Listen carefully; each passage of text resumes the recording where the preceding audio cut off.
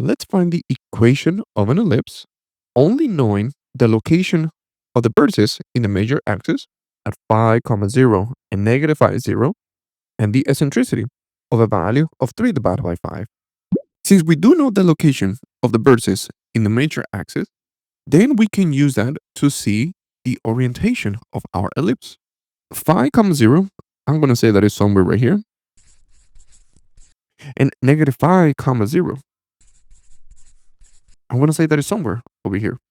Because these two vertices are connected by a horizontal line, then we can say that the major axis is horizontal.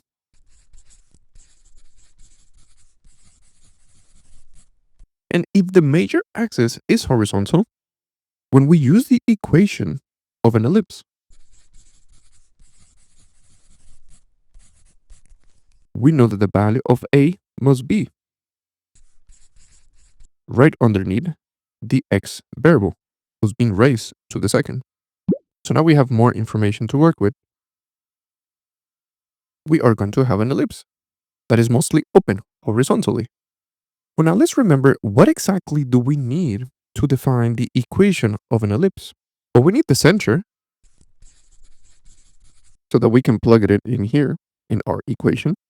We need the value of the distance from the center to the major axis so that we can plug it in here in our equation. And we also need the distance from the center to the minor axis so that we can plug it in here in our equation. So now here's our task. Let's try to find these three pieces of information. Well, one way to find the center of this ellipse is to find the midpoint between the two vertices in the major axis. But if in the left-hand side, we are at negative phi 0, and on the right-hand side, we are at phi, 0, then it's fair to say that the center is at the origin 0, 0. So out of the three pieces of information, we got one. But now that we know the location of the center, now we can define the length of A, which represents the distance from the center to the vertex of a major axis. And from 0, 0 to phi, 0, we are traveling a distance of 5. So now we got our other piece of information. So the only thing that we need to find now, it is the length of B, which represents the distance from the center to the minor axis. But we do not have the location of the vertices of the minor axis. So how do we find that information? Well, let's look at this value of the eccentricity. Well, remember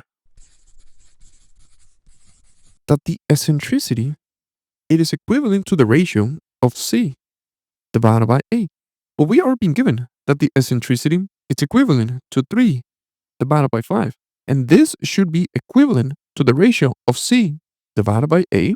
So now we can use this ratio to get more information of this ellipse.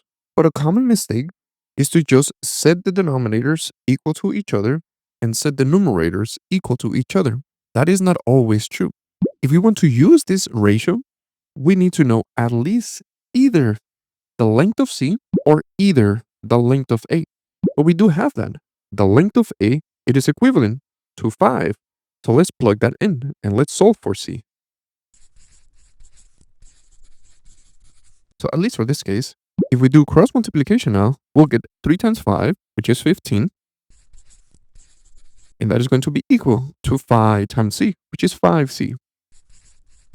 And if we divide both sides by 5, we are going to get the value of C, which is equivalent to 3. So in this case, it was true that the denominators are equal to each other and the numerators are equal to each other, but that's not always the case. So don't think of this as a rule. You need to know some extra information to use this ratio, either the length of C or either the length of A. But how is finding the length of C helpful?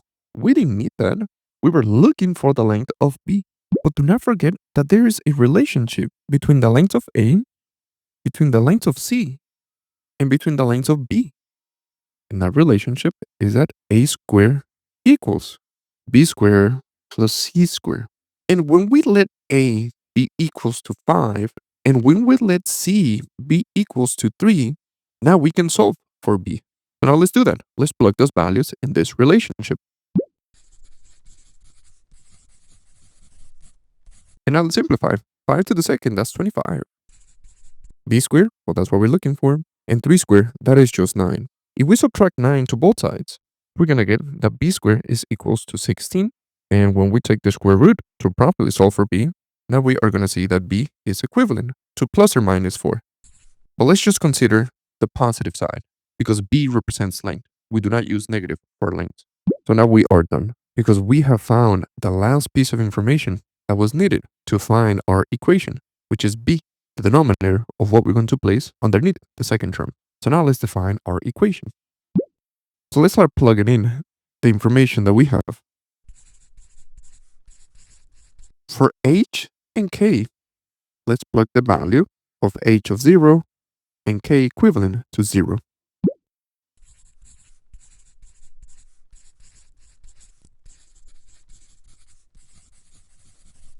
For the value of a, let's plug in 5. And for the value of b, let's plug in 4. So we are done. This equation that we have right here in the bottom is the equation of an ellipse that will have vertices at 5, 0, and negative 5, 0, and it will have an eccentricity of 3 divided by 5.